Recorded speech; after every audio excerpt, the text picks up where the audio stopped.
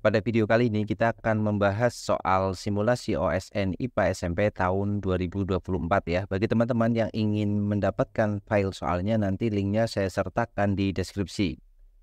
Kita baca soal yang pertama, memecah batu dengan menggunakan palu besar lebih mudah dibandingkan dengan menggunakan palu kecil.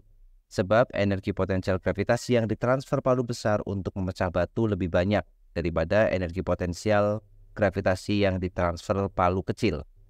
Oke, jadi soal yang pertama ini soal yang berkaitan dengan sebab akibat ya, dan lebih tepatnya di sini kita akan menganalisis soal yang kaitannya dengan energi. Nah, pada pernyataan sebabnya, memecah batu dengan menggunakan palu besar lebih mudah dibandingkan dengan menggunakan palu kecil. Ya, betul ya. Jadi misalkan kita punya palu seperti ini ya. Ini palunya kita buat di sini, kemudian yang pertama itu masanya besar, kemudian palu ini dipakai untuk memecahkan batu. Artinya apa? Pada saat palu ini dipakai untuk memecahkan batu, ada transfer energi. Di posisi mula-mula atau di atas ini, palu itu memiliki energi potensial yang nilainya sama dengan massa dikalikan dengan gravitasi dikalikan dengan ketinggiannya. Nah, variabel ketinggian di sini kan tetap ya. Asumsinya adalah dia akan diayunkan dari ketinggian sama. Maka variabel yang berpengaruh hanya massa di sini karena gravitasinya juga konstan. Nah, berarti energi potensial itu sebanding dengan massa dari palu tersebut. Semakin besar masanya, maka semakin besar energi potensialnya. Artinya semakin besar energi yang ditransfer ke batu ini. Maka pernyataan yang pertama itu adalah pernyataan yang benar ya. Jadi kita tulis ini adalah pernyataan yang benar. Sekarang kita lihat sebabnya. Energi potensial gravitasi yang ditransfer palu besar untuk memecah batu lebih banyak daripada energi potensial gravitasi yang ditransfer palu kecil. Nah, ternyata betul juga ya. Sudah kita jelaskan sebelumnya bahwa kalau masanya besar berarti energi potensial yang ditransfer itu juga besar. Maka pernyataannya betul, sebabnya akibatnya juga betul, dan antara sebab dan akibat itu ada hubungan. Berarti jawaban yang kita pilih adalah jawaban yang A. Kita lanjut soal berikutnya. Jika pasangan besaran pokok dan turunan dituliskan dalam format besaran pokok, kemudian besaran turunan, besaran pokok, pasangan yang sesuai adalah pada nomor titik-titik. Oke, jadi kita akan menuliskan dulu yang pertama itu besaran pokok, besaran turunan terlebih dahulu, lalu besaran pokok. Maka yang sesuai mana? Kita lihat nomor 1. Energi potensial itu besaran turunan, betul. Kemudian massa panjang waktu besaran pokok. Maka yang nomor 1 itu betul ya, karena EP, energi potensial itu pasti besaran turunan, kemudian massa panjang dan waktu itu besaran pokok. Maka yang ada satunya betul. Maka jawabannya kalau tidak AB ya. Kemudian medan listrik itu besaran turunan betul, tetapi muatan listrik itu besaran turunan juga. Maka ini salah ya. Jadi yang nomor 2 ada duanya pasti salah. Kemudian yang nomor 3, tekanan itu betul, besaran turunan, panjang, massa, dan waktu itu besaran pokok. Maka yang nomor 3 itu betul. Maka jawabannya jelas ya, antara 1 dan 3. Maka jawabannya yang B. Oke, cukup mudah untuk soal yang kedua ini. Kita lanjut soal berikutnya. Sebuah benda bergerak pada sebuah ruang satu dimensi dengan energi potensial V ditunjukkan pada gambar. Energi mekanik benda adalah 6 Joule, energi kinetik benda pada saat X sama dengan 2 meter sama dengan titik-titik Joule. Oke, jadi di sini soalnya berkaitan dengan energi mekanik ya. Hal pertama yang perlu diperhatikan adalah bahwa jika tidak ada gesekan, maka energi mekanik itu konstan. Maka kita tulis dulu EM itu nilainya adalah tetap atau kekal ya, atau nama lainnya adalah konstan. Yang kedua, energi mekanik itu apa sih? Energi mekanik itu adalah pertambahan atau jumlah ya dari energi potensial ditambah dengan energi kinetik. Oke, yang kedua kita menggunakan bahwa EM itu sama dengan EP ditambah EK. Dan nilai EM itu selalu tetap. Nah, sekarang kita perhatikan grafiknya ya. Di sini bergeraknya dalam ruang satu dimensi dan dia memiliki energi potensial. Artinya gerakannya ke atas atau ke bawah ya. Di sini disebutkan bahwa pada saat posisinya 8 meter itu energi energi potensialnya adalah 6 Joule. Padahal energi mekanik bendanya itu juga sama dengan 6 Joule. Artinya apa? Artinya pada saat 8 meter ya, jadi X-nya itu mestinya ke atas ini, bukan ke kanan, tapi X-nya adalah posisinya vertikal ya. Kita tulis saja di sini. Kita bisa bayangkan X itu seperti Y. Pada saat X-nya sama dengan 8 meter, itu nilai EP-nya itu sama dengan EP itu sama dengan 6. Nah, 6 Joule kan di sini. Padahal pada saat X-nya 8 meter, EM itu akan tetap. EM itu apa nilainya? EM itu sama dengan EP plus EK. EM itu adalah energi potensial ditambah dengan energi kinetik. EM-nya sendiri juga sama dengan 6 Joule. Berarti ini 6 sama dengan EP-nya adalah 6. Maka kesimpulannya adalah EK-nya 0. Artinya di posisi 8 meter dia bendanya berhenti. Jadi di sini nilai EK-nya itu harus sama dengan 0 ya. Atau kita tulis EK dulu di sini. Berarti EK itu sama dengan 0 di posisi X sama dengan 8 meter. Maka kita bisa buat nilai 6 Joule itu apa? Berarti nilai 6 Joule itu sama dengan MGH ya. Seperti biasa. EP itu sama dengan M dikalikan gravitasi dikalikan dengan H. Kemudian kita tahu EP-nya 6 Joule, masanya kita tidak tahu, kita tulis saja M seperti ini ya, karena di soal tidak disebutkan masanya, jadi kita tulis M dikalikan G dikalikan H-nya kita tulis angka 8 di sini. H-nya kita tulis angka 8. G-nya kita biarkan aja, mau diganti 10 juga boleh ya. Artinya 6 itu sama dengan 8M dikalikan G. Oke, bentuk ini kita akan simpan terlebih dahulu ya. 6 itu sama dengan 8 mg. Kemudian yang akan kita cari adalah EK pada saat posisinya 2 meter. Berarti kita mulai pada saat posisi 2 meter, EM-nya sama. EM itu nilainya selalu 6 Joule. Berarti pada saat 2 meter, EM itu sama dengan EP plus EK. EP ditambah dengan EK. EM itu sudah pasti nilainya 6 Joule. Energi potensialnya kita hitung. M, G dikalikan H. Ditambah dengan EK-nya yang dicari pada soal ini. Maka tidak perlu dibuka menjadi setengah MV kuadrat ya. Kita cukup tulis dia menjadi EK saja. Kemudian kita masukkan nilainya. 6 sama dengan M-nya kita tidak tahu. G-nya tidak tahu posisinya atau H-nya sama dengan 2 meter. Ditambah dengan EK. Nah, tinggal kita hubungkan persamaan yang kita dapatkan sebelumnya dengan persamaan ini. Perhatikan bentuk di sini. Kita punya nilai M kali G ya. M kali G di sini juga ada nih nilai M kali G. Nah, kalau kita buka-buka atau kalau kita susun ulang, MG yang ada di sini itu kan nilainya sama dengan berapa? 6 dibagi dengan 8. Tahu jika kita sederhanakan MG itu bagi 2 ya. 3 dibagi 2 itu 4. Jadi MG itu nilainya sama dengan 3/4. Tinggal masukkan ke sini. Jadi 6 sama dengan MG-nya diganti jadi 3/4. 3/4 kemudian dikalikan 2 ditambah dengan EK. Kemudian kita selesaikan, 2-nya kita coret dengan 4 dapat 2 ya. Jadi kita dapatkan nilainya 6 sama dengan 3/2 itu berarti 1,5 ditambah dengan EK. Artinya apa? Artinya EK-nya sudah bisa kita temukan, yaitu EK itu sama dengan 6 dikurangi dengan 1,5. 6 dikurang 1,5 berarti EK sama dengan 4,5 Joule ya. Jadi kita gunakan konsep energi mekanik yang nilainya kekal ya, dengan asumsi tidak ada gaya gesek di sini, maka EM-nya kekal.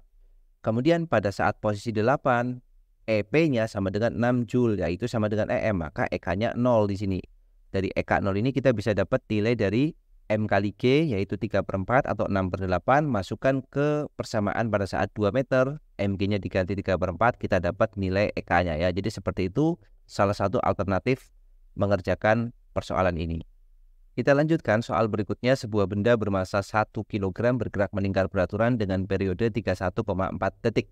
Jika radius orbit benda adalah 2 meter, benda mengalami gaya titik-titik. Oke, jadi ini tentang gerak melingkar ya. Jadi kalau kita punya benda yang bergerak melingkar, maka benda tersebut akan memiliki gaya yang arahnya selalu menuju ke pusat atau kita sebut sebagai gaya sentripetal. Kita bisa gambarkan seperti ini ya. Misalkan posisi benda ada di posisi sini, di posisi kanan ini, maka gayanya kemana? Gayanya selalu menuju ke pusat lingkaran. Nah, arah gayanya seperti ini. Kemudian jika kita pindahkan bendanya kan bergerak ya. Bergerak misalkan sekarang ada di posisi atas, maka arah gayanya kemana? Arah gayanya selalu menuju ke pusat lingkaran. Nah, inilah gaya yang bekerja pada benda yang bergerak melingkar. Atau kita sebut sebagai gayanya, sebutannya adalah gaya sentripetal. F-nya itu sama dengan F sentripetal. Seperti ini. Berapa nilai F sentripetal? F sentripetal itu bisa kita hitung. Yang pertama, kita bisa menggunakan persamaan massa dikalikan kecepatan kuadrat dibagi dengan jari-jari. Itu adalah gaya sentripetal ya. R-nya di situ adalah jari-jari lingkarannya, R. Atau kita juga bisa menggunakan kecepatan sudut, yaitu massa dikalikan omega kuadrat dikalikan R. Dua-duanya bisa kita pakai ya, tergantung yang diketahui di soal. Nanti lebih efisien kita menggunakan persamaan yang mana. Nah, kalau kita perhatikan di soal itu yang diketahui itu periode, maka akan lebih cepat kita akan menggunakan persamaan yang kedua. di mana periode atau T ya, periode itu kan T. T itu sama dengan 3,14 second. Maka dari nilai T itu kita bisa mencari nilai omega. Yang mana omega itu kecepatan sudut. Apa persamaannya? Omega itu sama dengan 2pi dibagi dengan periode atau 2pi per T. 2-nya kita tulis ulang, pi itu adalah 3,14. Kita menggunakan nilai ini karena periodenya pakainya angka 31,4. Jadi akan lebih mudah ya. Dibagi dengan 31,4. Maka boleh kita coret ya. Dibagi 31,4 habis, dibagi 31,4 itu dapat 10. Berarti omeganya kita dapat omega itu sama dengan 2 dibagi 10. Atau 2 per 10 itu sama dengan 0,2. Satuannya omega itu radian per second ya. Kita tulis di sini, rad per second. Nah, jika kita sudah tahu omeganya, maka kita dengan mudah bisa menentukan gaya sentripetalnya. F sentripetal sama dengan, arahnya dulu ya. Arahnya sudah pasti, jawabannya kalau tidak A adalah B ya. Arahnya selalu menuju ke pusat lingkaran. Sekarang besarnya kita pakai persamaan M omega kuadrat dikalikan R. Sama dengan masanya adalah 1 kg. Omega kuadrat itu berarti 0,2 dikuadratkan 0,2 kuadrat dikalikan jari-jarinya adalah 2. Berarti sama dengan 1, 0,2 kuadrat adalah 0,04 kita kali dengan 2. 0,04 dikali 2 itu sama dengan 0,08 Newton. Berarti nilai gaya sentripetalnya adalah 0,08 Newton dan arahnya menuju ke pusat lingkaran. Maka jawabannya yang B. Kita lanjutkan soal berikutnya. Pada suatu kegiatan observasi untuk meneliti sifat berbagai benda, Arman memperoleh hasil observasi yang dituangkan dalam tabel berikut ini. Berdasarkan hasil observasi tersebut dapat diketahui bahwa wujud benda adalah titik-titik. Oke, kita lihat dulu. Untuk masing-masing bendanya kita perlu melihat satu persatu ya. Jadi benda P di sini bentuk berubah bergantung tempat atau wadah. Ya, volume berubah bergantung tempat atau wadah tidak, dapat mengalir iya. Maka jelas P itu pasti cair ya. Karena bentuknya berubah sesuai wadah, kemudian volumenya akan tetap dan dia dapat mengalir, berarti cair. P adalah zat cair, maka yang betul yang A jelas salah karena P-nya disebut padat, salah. P adalah gas, salah. Sekarang R, kita lihat R. Bentuk berubah bergantung tempat atau wadah, ya, maka R itu karena dapat mengalir, volume berubah, maka R itu pasti gas ya. Jadi R itu di sini pasti gas dan di soal ini dia bilang padat, maka jawabannya R itu pasti salah. Maka yang betul adalah opsi yang C ya, atau pilihan yang ketiga. Oke, cukup mudah untuk soal ini. Kita lanjutkan soal berikutnya. Daya 500 watt selama 2 sekon diberikan pada sebuah benda bermassa 5 kg, sehingga benda tersebut bergerak lurus dari diam pada permukaan datar dan licin. Pernyataan berikut yang benar ditunjukkan oleh nomor titik-titik. Oke, jadi di sini kita memiliki kasus ada suatu benda yang mula-mula diam. Artinya kalau benda itu mula-mula diam, maka kecepatan awalnya atau V0-nya adalah 0 kan. Kemudian massa bendanya 5 kg. Jadi kita tahu M-nya itu sama dengan 5 kg. Kemudian diberi daya 500 watt, berarti P itu simbol dari daya, itu sama dengan 500 watt. Dan yang terakhir benda tersebut diberikan dayanya selama 2 sekon. Jadi waktunya di sini sama dengan 2 detik atau 2 second. Nah, di sini variabel-variabel yang diberikan di soal ya. Kemudian pertanyaannya adalah kelajuan benda yang pada akhir pemberian daya adalah 40 meter per second. Nah, di sini kita bisa menggunakan konsep usaha dan energi. Jadi kita bisa pakai yang namanya usaha. Usaha itu simbolnya W, work, itu sama dengan perubahan energi. Energi apa yang berubah? Yang di sini yang berubah adalah energi kinetik karena bendanya dari kondisi diam sekarang dia punya kecepatan. Nah, W sendiri atau daya itu adalah, usaha itu adalah daya dikalikan dengan waktu ya. W sama dengan P kali T atau P sama dengan W per T. Sama dengan delta EK. Jadi setengah dikalikan massa dikalikan VT kuadrat kecepatan akhir. Jadi ini adalah EK akhir. Dikurangi setengah dikalikan M dikalikan V0 kuadrat kecepatan awalnya. Di sini kita diberikan bahwa V0-nya sama dengan 0. Maka bagian yang belakang ini pasti bernilai 0. Kemudian kita masukkan angkanya. P-nya adalah 500 watt, waktunya adalah 2 sekon, sama dengan setengah dikalikan massa bendanya adalah 5 kg, dikalikan dengan VT kuadrat. Oke, 5-nya kita coret dengan 5 di depan ya, jadi tinggal 100, berarti kita punya 200, karena ini 1 ya, 200 sama dengan setengah dikalikan VT kuadrat. Kali 2 semuanya kita dapat 400 sama dengan, udah sekali 2, jadi tinggal VT kuadrat. Berarti VT-nya berapa? VT-nya sama dengan akar dari 400. dan kita dapat nilai VT-nya sama dengan 20 meter per detik. 20 meter per second. Jadi kecepatannya itu harus 20 meter per second. Berarti yang nomor 1 itu salah ya, karena di sini dibilang 40 meter per detik. Berarti 1 salah, maka kalau 1 salah, maka ini tidak mungkin, ini tidak mungkin. Kemudian yang nomor 2, benda tidak memperoleh gaya. Tidak mungkin ya, karena benda itu berubah kecepatan, ya kan? Karena ada perubahan kecepatan. Kalau ada perubahan kecepatan, pasti di sana muncul gaya ya. Ada perubahan kecepatan. Berarti di situ ada gaya. Kalau ada perubahan kecepatan seperti ini, maka tidak mungkin tidak ada gaya. Maka jawabannya yang nomor 2 itu juga salah. Yang nomor 3, setelah lebih dari 2 sekon, oke, 2 itu salah, maka yang nomor C juga nggak mungkin. Maka kemungkinan atau satu-satunya yang mungkin betul adalah nomor 4, yaitu yang pilihan D. Sekarang kita cek aja langsung nomor 4 ya. Setelah pemberian daya berakhir, benda menempuh jarak 40 meter selama 2 detik.